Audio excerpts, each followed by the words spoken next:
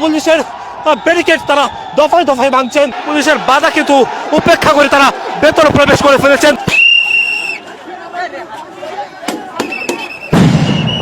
পুলিশের ব্যারিকেড ভেঙে প্রবেশ করছে পে স্কেল নিয়ে আন্দোলনকারী যারা রয়েছেন তারা। অন্যদিকে পুলিশ, বিজিবি, র্যাব সহ অন্যান্য আইন শৃঙ্খলা বাহিনীর সদস্যরা কিন্তু ভেতরে রয়েছেন।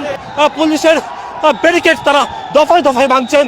পুলিশ তাদেরকে বারবার বাধা দেওয়ার চেষ্টা করছে, তবে সেই বাধা তারা মানছেন না।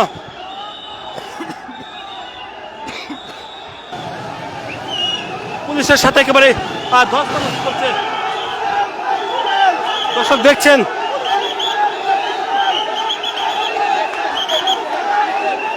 পুলিশের বাধা কিন্তু উপেক্ষা করে তারা ভেতরে প্রবেশ করে ফেলেছেন।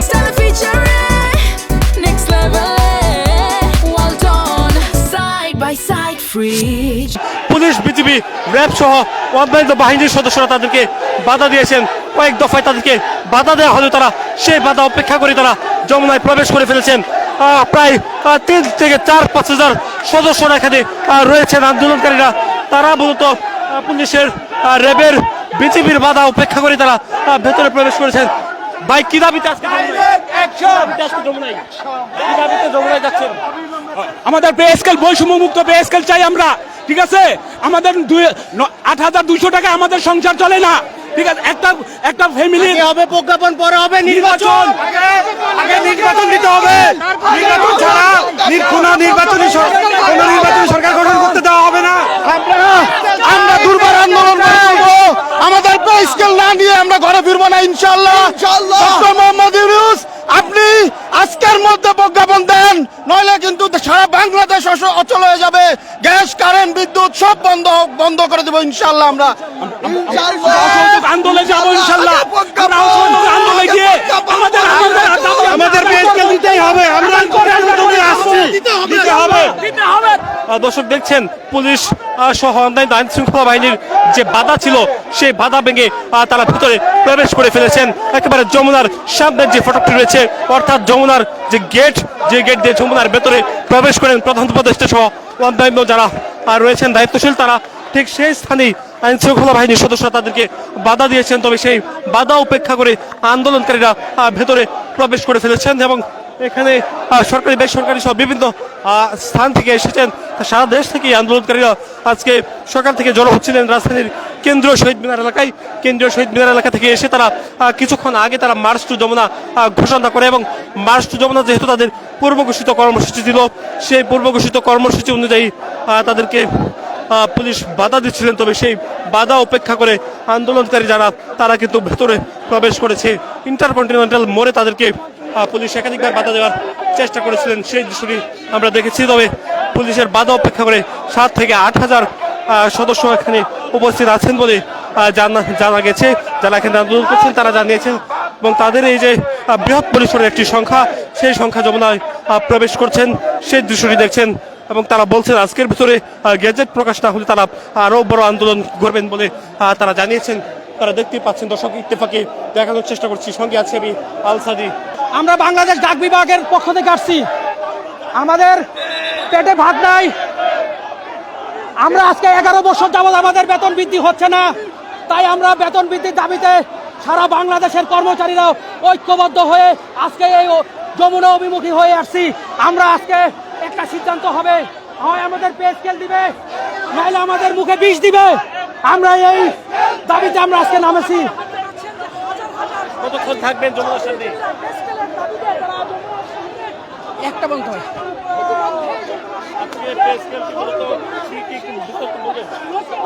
আমাদের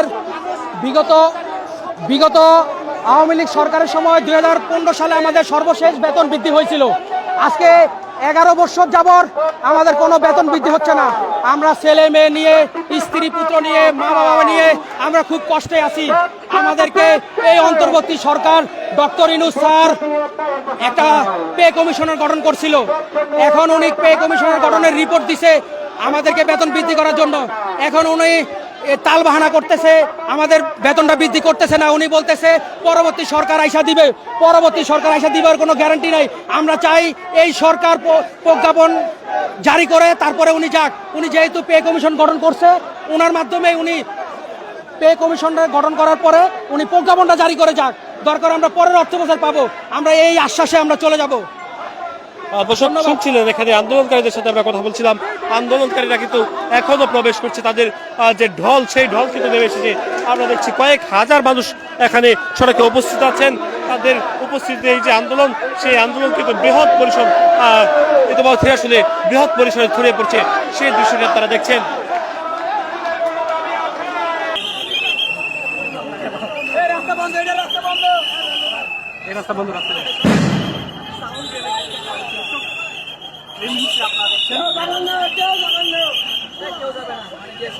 জল কামান নিক্ষেপ করা হচ্ছে দর্শক এই মুহূর্তে।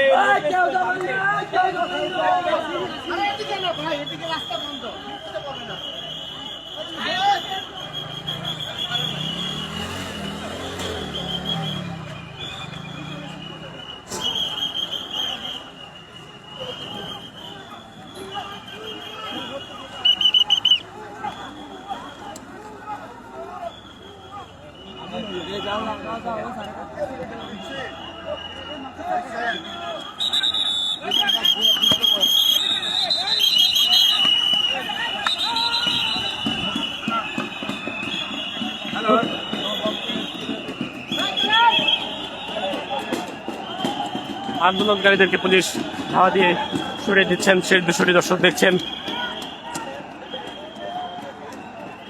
পুলিশ আন্দোলনকারীদেরকে ধাওয়া দিচ্ছে, তাদেরকে প্রথমে সাউন্ড গ্রেনেড নিক্ষেপ করা হয়, পরবর্তীতে তাদেরকে পুলিশ সদস্যরা তাদেরকে লাঠিপেটা করে তাদেরকে সরিয়ে দিচ্ছে। অর্থাৎ 144 দ্বারা জানি যে এই সড়কটি রয়েছে, সেই সড়কে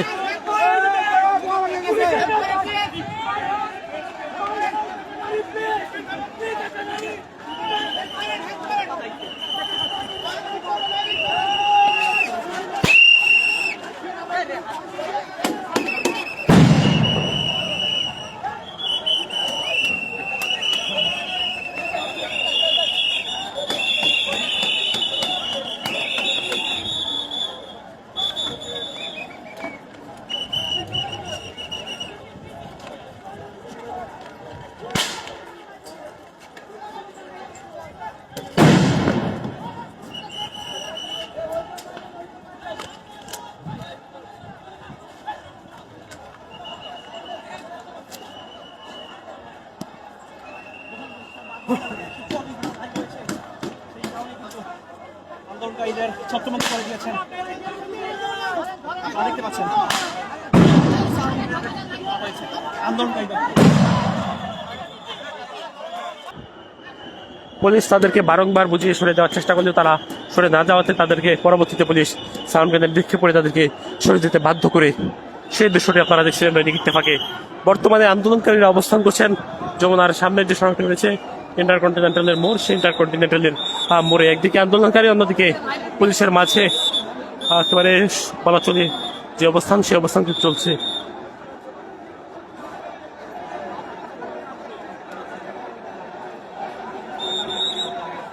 আমি কন্টিনিউ আসি। হ্যাঁ,